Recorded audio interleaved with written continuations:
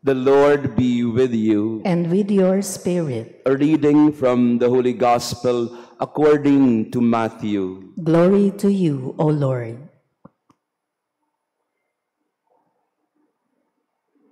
Jesus said to the chief priests and the elders of the people, "Hear another parable.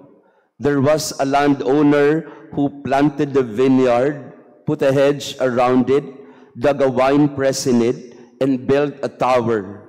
Then he leased it to tenants and went on a journey. When vintage time drew near, he sent his servants to the tenants to obtain his produce.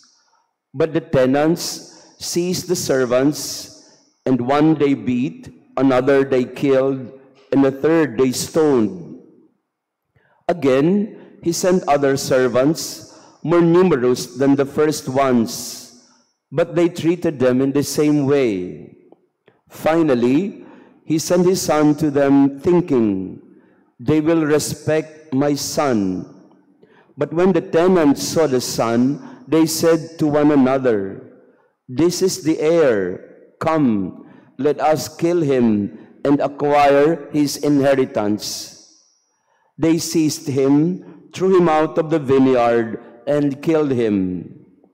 What will the owner of the vineyard do to those tenants when he comes?" They answered him, "He will put those wretched men to a wretched death and lease his vineyard to other tenants who will give him the produce at the proper times." Jesus said to them, "Did you never read in the scriptures, 'The stone that the builders rejected has become the cornerstone.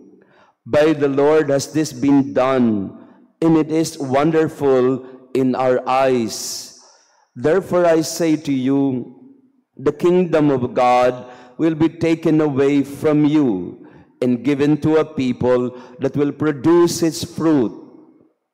When the chief priests and the Pharisees heard his parables, they knew that he was speaking about them. And although they were attempting to arrest him, they feared the crowds, for they regarded him as a prophet. The Gospel of the Lord. Praise to you, Lord Jesus Christ. Please be seated. Praise be Jesus Christ, now and forever. Laudetur Jesus Christus. Semper Laudetur. Magandang umaga sa ating lahat, mga kapatid. Good morning, brothers and sisters. Pakibati din ng good morning ang ating katabi. Magandang umaga po sa ating mga seatmates. At gayon din sa ating mga online parishioners. Thank you for being with us this morning. We are now on the first day of March. Napakabilis ng panahon. At gayon din, first Friday, we honor the Sacred Heart of Jesus. And we now move to the 17th station, pang-17 stasyon ng ating 40 stations of Lent. And we focus on the imagery of the cornerstone. The cornerstone, ang batong panulukan, the foundation stone, the stone that the builders rejected. And it has become the cornerstone. Sa unang pagbasa, si Jose ang paboritong anak ni Israel. Pero kinainggitan siya ng kanyang mga kapatid. Kaya anong ginawa ng kanyang mga kapatid sa kanya? His brothers agreed that they would sell Joseph to the Ishmaelites for 20 pieces of silver. Kapatid nila, nainggit sila, binenta nila. Yun din ang magiging karanasan ni Jesus. Siya yung pinadala ng Ama, ang kanyang anak, at kanyang sinikap na ipahayag sa lahat ang handog ng Ama. Pero itong batong ibinigay, itong handog ng Diyos, ay kanilang winalang bahala, kanilang itinapon at hindi tinanggap. The stone, which is supposed to be the cornerstone of the covenant between God and man. The stone which is supposed to be the foundation of this relationship and restoration of this relationship between God and man, they rejected, they dismissed.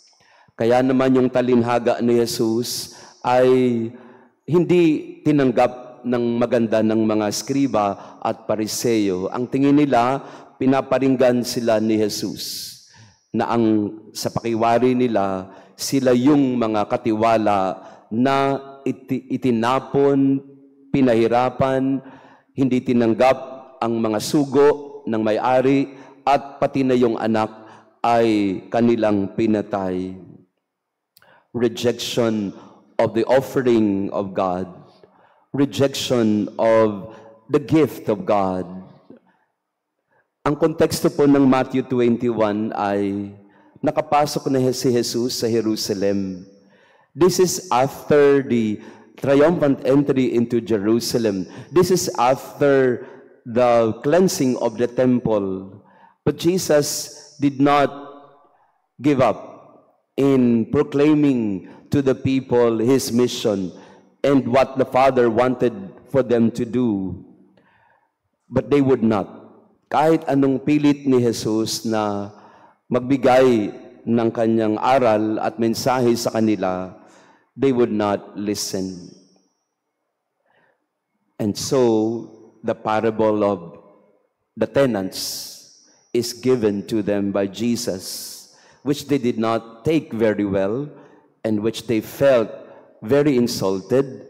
And that is why after this series of parables that Jesus explained to them or shared with them in the temple area, they began to plot Jesus in a few days. No? So after the entry to Jerusalem, after a few days, not even a week, they would make him arrested and they would put him to death.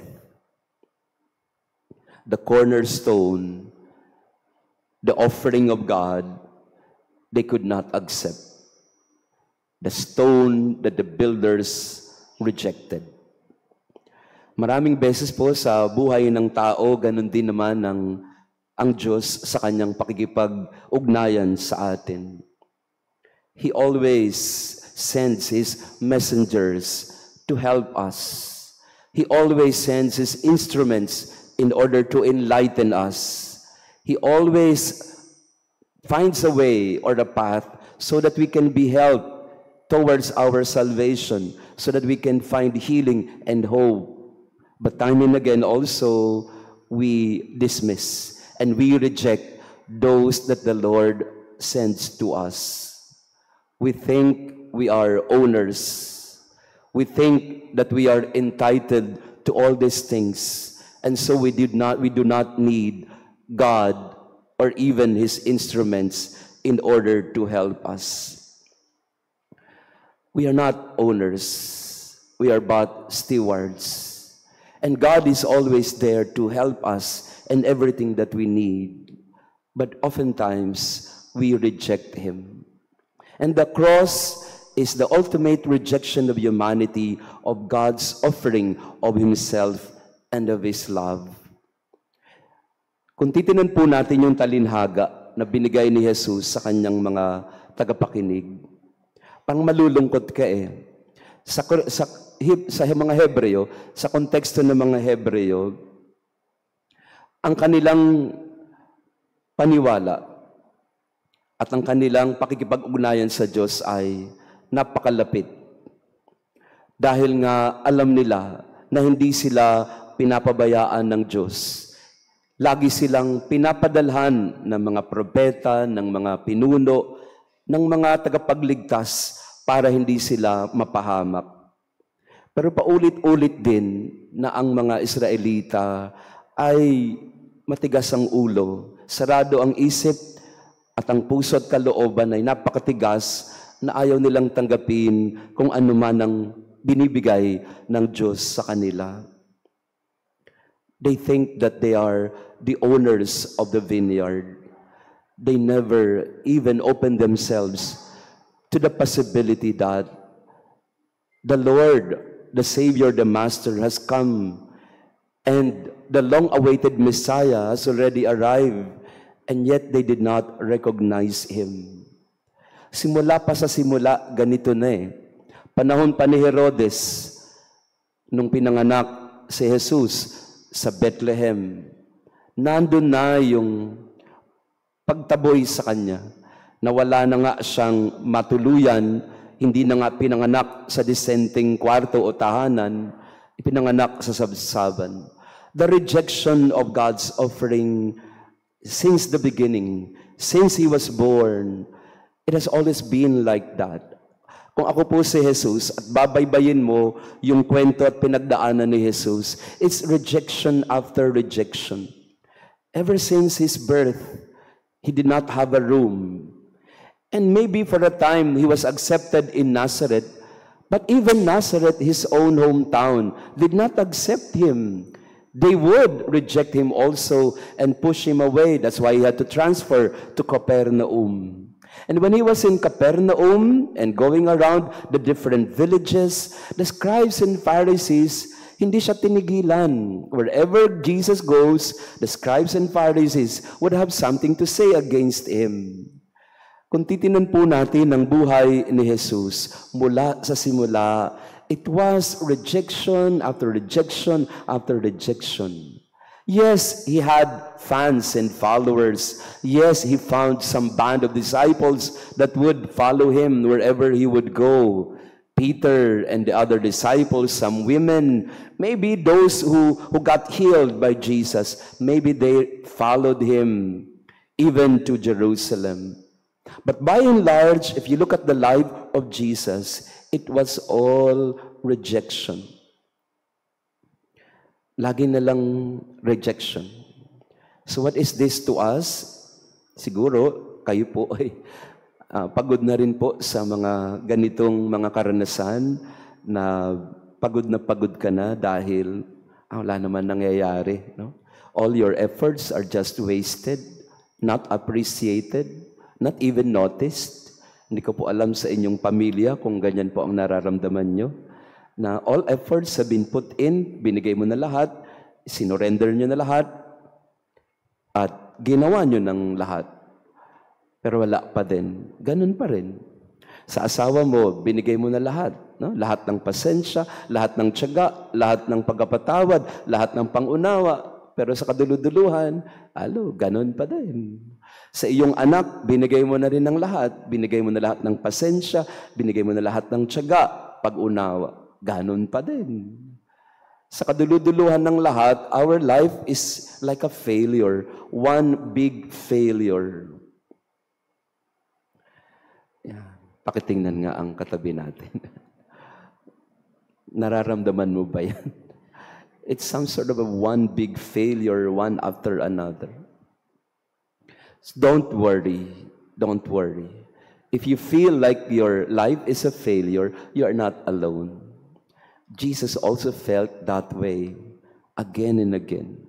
He felt being rejected, being pushed away, not accepted, and even the feeling of not loved and welcome. So let's stay with that. Let's stay with that experience because we know that we are not alone. God is with us. God will not abandon us.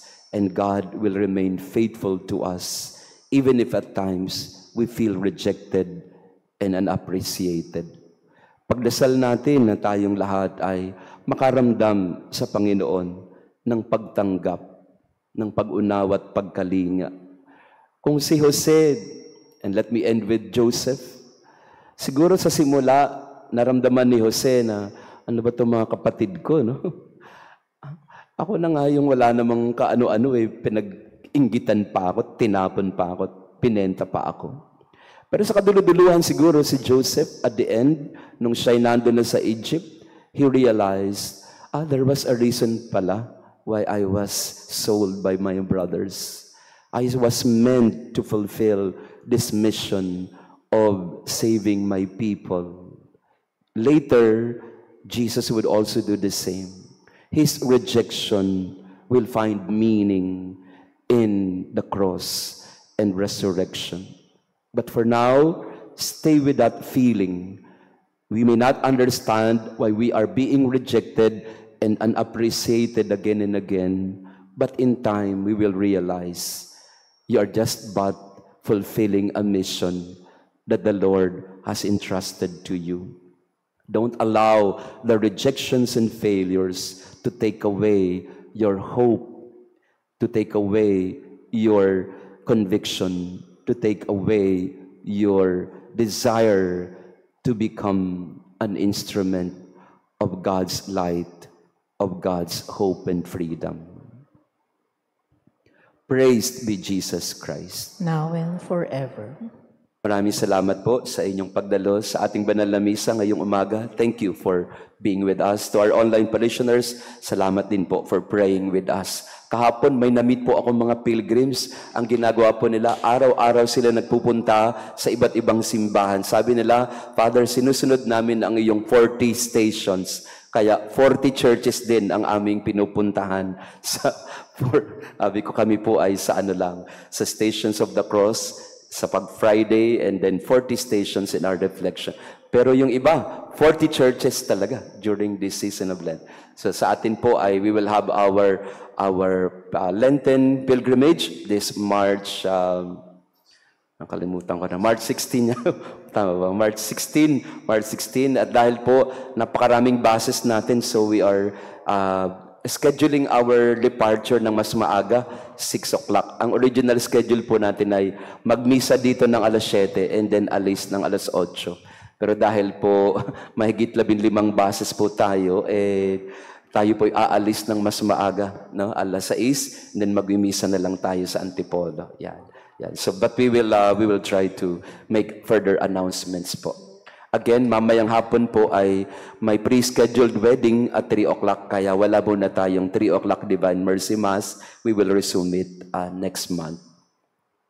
We will also have an adoration, a Eucharistic adoration after the Mass. The Lord be with you. And with your spirit. And may our loving God bless you and your family, the Father, the Son, and the Holy Spirit. Amen. Our Mass has been offered. Go in peace to love and serve the Lord. Thanks be to God.